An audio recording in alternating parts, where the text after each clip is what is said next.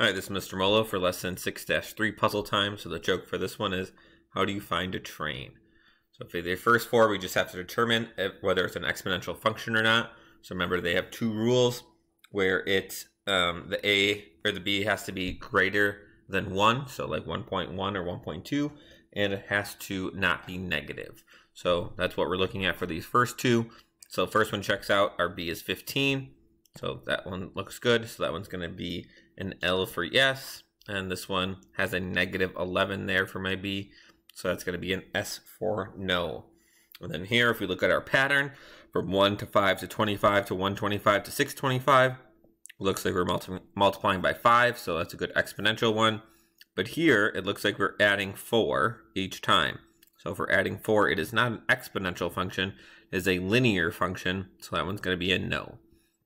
And then for 5 through 10, it looks like we're just plugging in that x there where it belongs. So 4 to the x power, so that means 4 to the negative second power, which we learned from 6-1 is 1 over 16.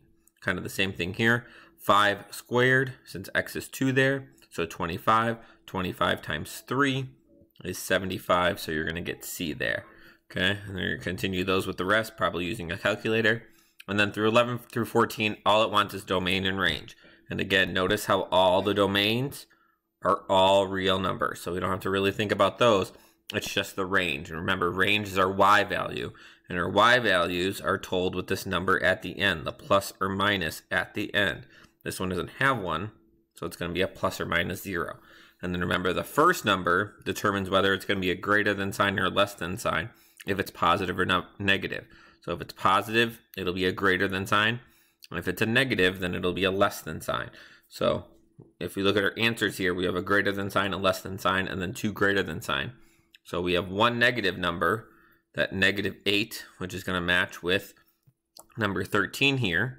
And it's also a negative 1/6. So R is less than negative 8. So that means this graph went down 8 spots. And since it's a negative 1/6, it's going to be a less than sign. And then kind of the same thing we can follow here from these other ones. So this one is greater than because it's a positive 2. And then plus 3. So that means anything greater than 3. So that's going to get matched with O. This one doesn't have one, so I put a 0 in there. The 5 is positive, so it's going to be a greater than sign. And so anything greater than 0, which is letter K. And then here for number 14, positive 9, so a greater than sign. And then we have a -1 at the end, so letter O there again. So then our joke for this one is, how do you find a train? And the answer is, you follow its tracks.